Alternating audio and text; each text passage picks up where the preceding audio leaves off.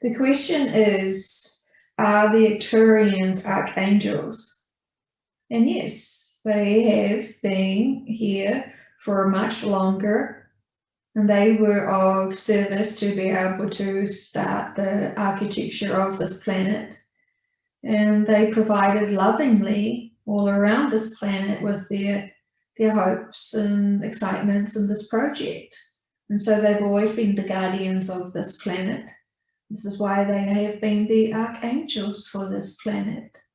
And there were a few of the archangels, the Arcturians, who came to Earth earlier on when things were getting a little bit sideways, when the humans were seated on this Earth and they were evolving, and there was some guidance that needed to take place to help them without distracting their own natural evolution.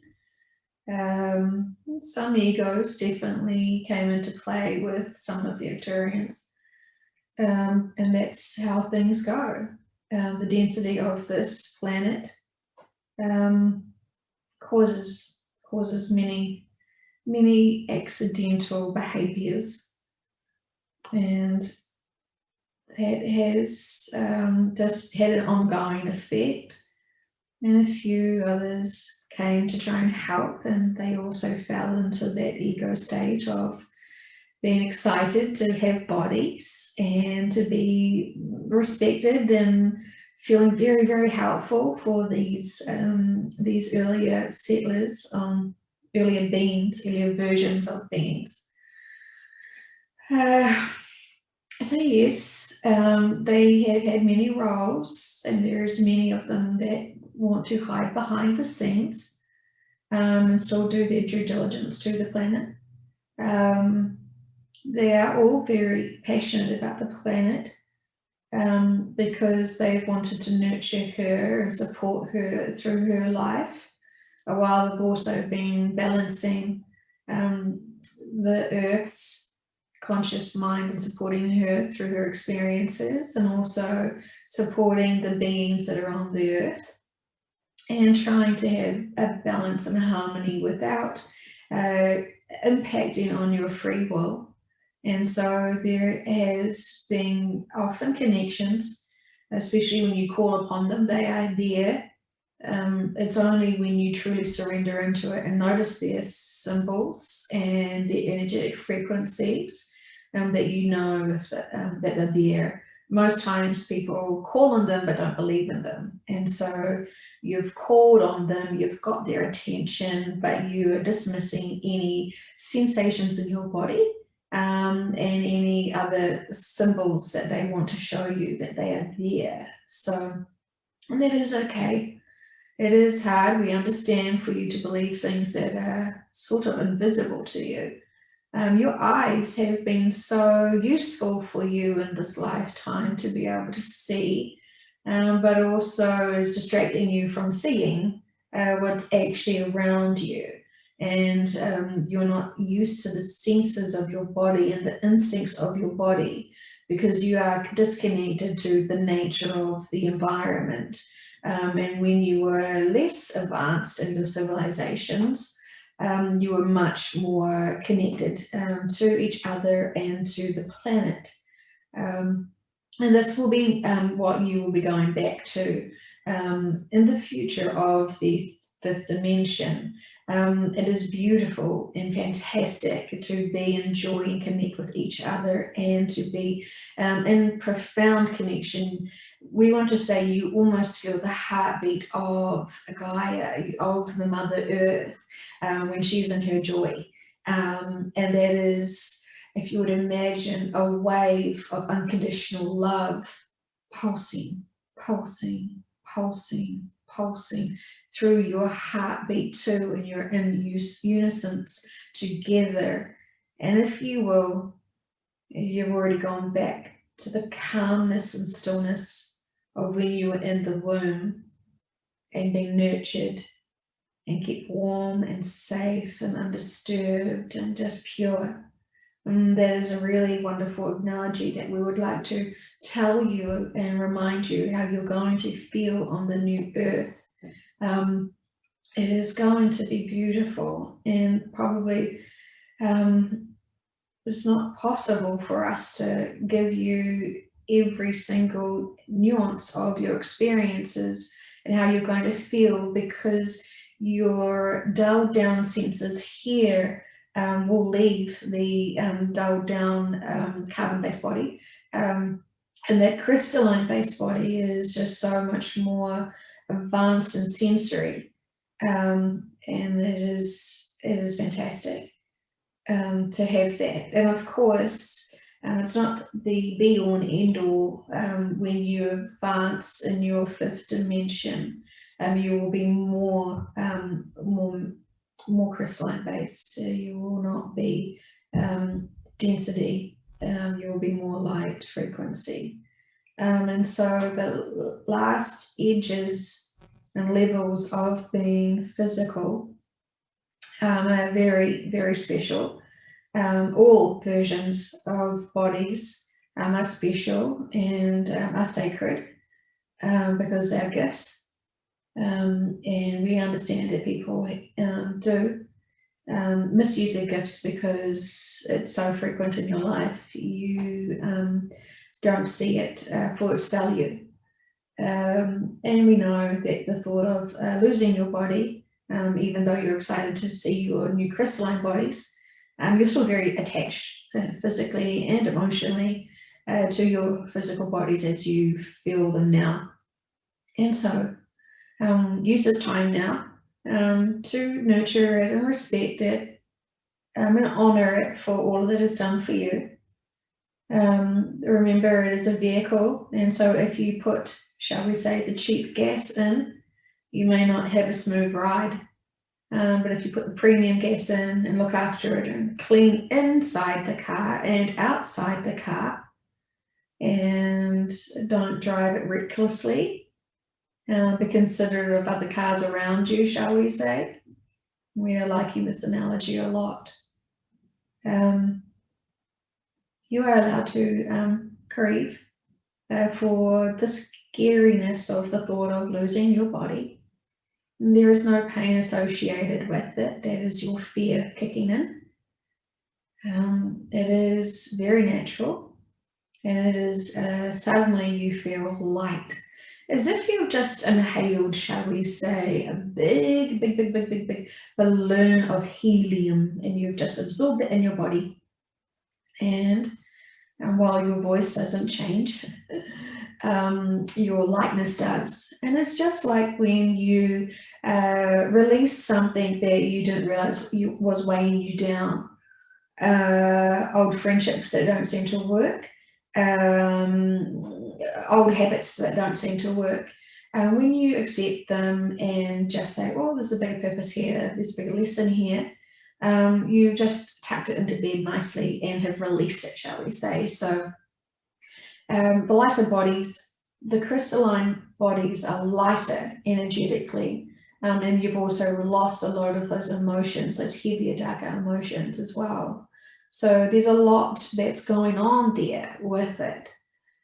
We know, we have been asked recently if the cooking of food was the original dumbing down of humanity.